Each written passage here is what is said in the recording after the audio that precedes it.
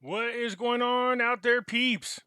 Oh yeah, the JAG Corps, the military lawyers. I ran into one at a bar. We got to talking about the military and the state of the world right now and what's going on geopolitically. And then it hits me like a ton of bricks. Oh man, I said, as long as I got you here, I have some questions about Gitmo, enemy combatants, and American citizens and the Constitution. He started laughing. He goes, "You want to ask me questions now after we had a couple of drinks?" I said, "This might be the best time, actually." I said it's important to me, and I'd love to have him on an interview so he can answer some questions so that I can share this information with people who watch my videos. Here we go. You guys ready for his answers on whether American citizens can be tried in military tribunals and how that Gitmo? So a shout out to Commander Jose, I believe it's pronounced Vicente. I kept saying Valencia for some reason. So it's Vicente. So Jose Vicente. He's a commander in the Navy, and he's with JAG. Before we get started, hit the thumbs up button. If you're not a subscriber, please do so, because when you do, it helps out the channel, and I surely do appreciate it. If you're thinking about buying precious metals right now is a great time to buy. And when you go to buy your precious metals, give a consideration to our friends over at Money Metals Exchange. The link is down below in the description. If you are a first-time buyer and you spend more than $100, use promo code Pimpy, P-I-M-P-Y, and you will get a free half ounce of silver. All right, so sitting down there with Jose, we started to talk about the way the military court system is set up. It's a lot different than civilian courts. But when you start dealing with the Uniform Code of Military Justice, the rights of a person that's in the military versus a citizen who is protected by the Constitution versus what our government would label an individual as an enemy combatant, because now you're dealing with what's called the law of war conflict, which is a whole other ballgame. So the first thing I said to him is this: if our executive branch labels an individual an enemy combatant, do they lose their citizenship?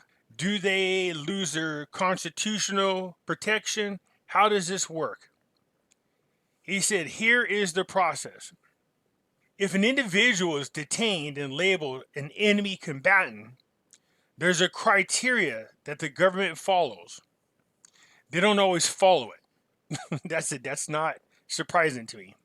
What happens is the detainee has a right to appeal the label of an enemy combatant, which, as you can well imagine, when your own executive branch is calling you an enemy combatant, you're not going to find a whole lot of courts that will overturn the label. It would be a challenge. So my next question, of course, was what's to keep them from falsely labeling somebody? Let's say you have a person who's just a political enemy, but not an enemy of the state. Yeah, that's a good question, because the military is all about following orders. We're going to be looking towards the executive branch. And so if we're looking towards the executive branch, then if they just want to label you an enemy combatant and there's no legitimate reason, it's going to be tough to shake that label. At least he is being honest about it. Here we go. Let's get into the fun-loving stuff, because I know you guys want to know about all the politicians and all of the celebrities. First, let's just start with the simplest ones. I am an American citizen. No matter where I travel around the world, do my constitutional rights follow me against my own government? He says, always. I said, always? He goes, yeah. So if you're in, I don't know, if you're in Switzerland and something happens, you get arrested and the government wants to mess with you or whatever, you're still protected under your constitution from your own government. Okay, that's first and foremost. Okay, good. I thought I'm on a roll. Give me definition of enemy combatant. He goes, again, that's going to be up to the discretion of the executive branch. If they determine you are an enemy combatant and they label it, you'll be treated as such. Could I be detained at Gitmo? He said, yes. I said, are there other facilities for enemy combatants? He goes, lots. I go, okay. He goes, so any one of these facilities, if you're labeled an enemy combatant, you could be at. And that includes Gitmo. I was like, okay. Then the next step would be to appeal the process. He says, yes. And I go, and if I fail, he goes, you're screwed. I was like, what? He goes, yeah. I go, even if I'm an American citizen. He goes, again, it depends on what we're talking about. If you're labeled an enemy combatant, under the current understanding of the definition, that means you must have taken up arms against your own country, or you were a spy for another country or collaborator, which is acts of treason. I said, okay. He says, if that's the case, yeah. He says you would fall under the military tribunals. You would not go through your constitutional civil court system. And I was like, seriously? He was like, yeah. Because if you're going to take up arms and kill your own citizens, then your own country can't trust you back in your country. So that made sense to me. I was like, I get that. Okay, I get that. So if I'm Joe Schmo and I join ISIS and I'm shooting Americans and then all of a sudden I get caught, I can't come back to my country and go, hey, I demand my rights under the Constitution. They're going to be like, no. No, not going to happen. So that made sense to me. That's if an American goes up and takes arms or joins a terrorist group or spies for an enemy. Okay? Those are different circumstances. So I get that 100%. I was hesitant at first, but I said, okay, let's just get this out of the way.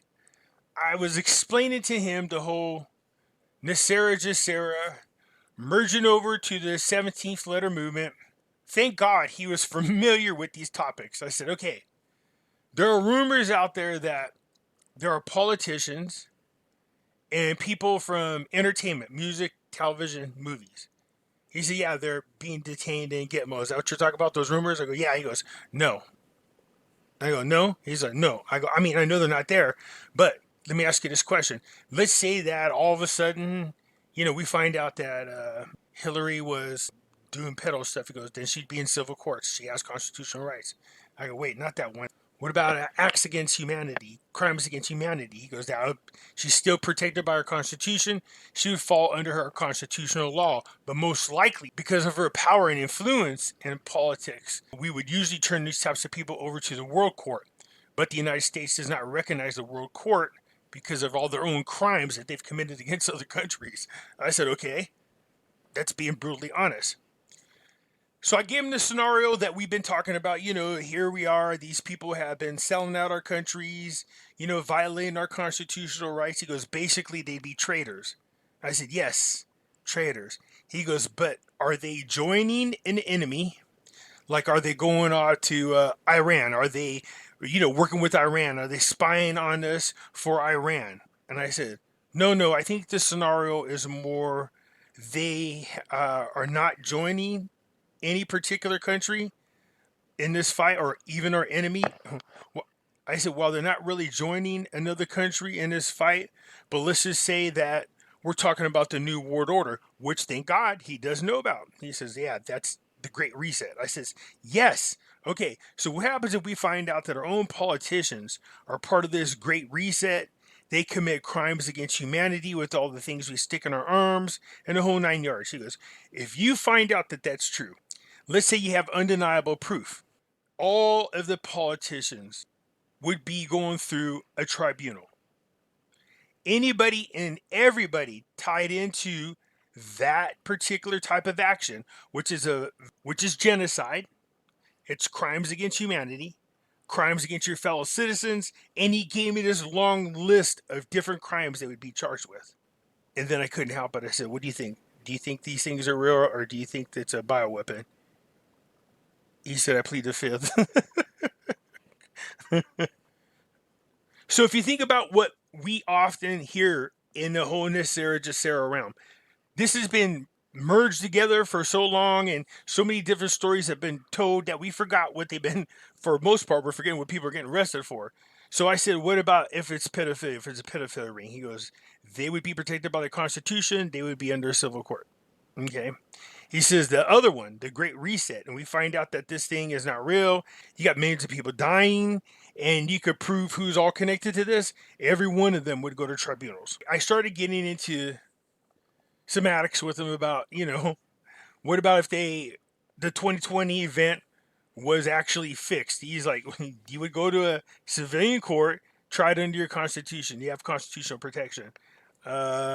I said to him, wouldn't that be an act of treason? Because technically, wouldn't you be trying to remove a sitting president or soon to be president? He said that type of act against a president is not the same as trying to forcefully take him or poison him or shoot at him the whole 9 yards. This would be a manipulation of a system. They would still go under their constitutional civil courts. That's not the answer I wanted to hear. To be honest with you, I was kind of rooting that they would probably go to Gitmo. Let's say we find out this whole thing is true and everything was rigged, and then, let's say 45 gets back in office, whether you like him or not, and let's just say he says, you know what, I consider these people an enemy combatant. Does he have a right to label that? He goes, yeah, he's the executive branch. The way the law is written, if the executive branch determines that an individual is an enemy combatant, then you're an enemy combatant. They would have to go through an appeal system. I said, okay. Then it would hope to get a judge that would listen to what they have to say, and they would have to prove that their acts weren't acts of war against American citizens. I said, wait, if they did what they did, he goes, I agree, that's an act of war. Therefore, most likely the judge would say no and send it back to Gitmo. They would be tried through a tribunal. Yes, I'm saying it. Taking up arms to shoot your fellow American citizens during a time of war, spying on behalf of the enemy against your country, both cases you're a traitor. You'd be considered an enemy combatant. Now, this would be a whole new thing he was talking about. He's like, let's say it's not a nation that's usually an enemy of ours that they joined or spied for. But now you're talking about they have joined an enemy state. And I said, what do you mean? He goes, they would be an enemy state. If we find out that there's politicians around the world, the hard part would be trying to get a court system because you'd be dealing with some really powerful people. It would take the citizens from each country to really stand up and make demands. And if you do enough people, then whoever's in power was going to listen to you. And I said, okay. He goes, so my guess is that they would either end up in a military tribunal anywhere if you want to lock them up, including Gitmo, but most likely they would go to The Hague, stand trial at the World Court. But since the United States doesn't recognize it, there might be some type of exception in which we're talking about politicians from all over the world, man. He's a dude. He's like, that would be the most intense trial ever. He says that would be hard, only because of who these individuals are. Despite the fact that you have evidence, they still have a lot of power and influence. Especially in our country, as corrupt as they are, these criminals are all bed buddies. So not just that, and me and him went over whether or not we agree that the political parties are two-sided evil coin. You can't trust your media. You can't trust our intelligence agencies. You can't trust our doctors right now, which is really bad. He said, yeah, it's a bad situation. So you would have a hard time trying to figure out who is actually on your side and who isn't, because that's how it actually is right now. I said, is it? He goes, yeah, it's bad. The answer is whether or not a politician, any type of entertainer or media personality or regular Joe Schmo, you could end up in a military tribunal if you take up arms against your own American citizens, if you spy against your country on behalf of their enemy, if you commit humanitarian crimes against your own citizens, that definitely would be a tribunal because of who they are. So it can go either way, depending on what it is that they've done. If you're saying all these people are pedals, yeah, well, they'll go to the regular court system and go through a constitution and have constitutional protections. So out of all the ones we've been wanting to get arrested, and this one and that one has nothing to do with the children, because if they got arrested, because if we connected them to some type of crime like that, they would have to go through the court system and they would have constitutional protections. For the other thing that we're talking about, the whole jab and killing of the livestock and the whole 9 yards, if the government was found guilty, especially governments from around the world, that would be most likely a military tribunal held at The Hague. But before he finished his conversation, he said that one section, that one part we're talking about, this whole new world order thing, he says that would be in the area that has not yet been tested. So it would be hard to really determine what it is the courts want to do, what it is the military wants to do, and obviously whoever is going to be running our current government is going to have to determine. There's this gray area because it's never been done before. All right, so I hope that helps. So there are exceptions in which citizens can end up at Gitmo and go through a military tribunal. If you take up arms against our country and shoot our fellow citizens, if you spy against our country on behalf of our enemy, and if you commit genocide and crimes against humanity against your own citizen, there's no doubt. And we find out you're a politician, there's no doubt that they would end up in a military tribunal. But that's only if they are labeled an enemy combatant. And then they go through the appeals court and we win. That's the only way they stay at Gitmo. So it really depends on the judge. It really depends on whether or not we give them that label, whether or not they win in an appeal. Because if it sticks to them, then you can actually lock them up over there indefinitely and not even go to court. Anyways, you guys, I hope that helps. Like I said, hey, if I hear some news and I'm wrong, I'll share it with you. It's almost like a 50-50. Okay, I get what the guy was saying. As soon as he said it, I thought about it. You know, as he said it, I go, that makes sense.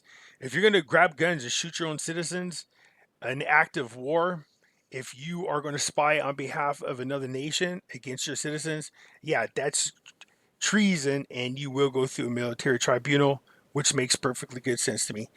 Anyways, that's it right now. Hit the thumbs up button. If you're not a subscriber, please do so, because when you do, it helps out the channel, and I surely do appreciate it. And I'll catch you later.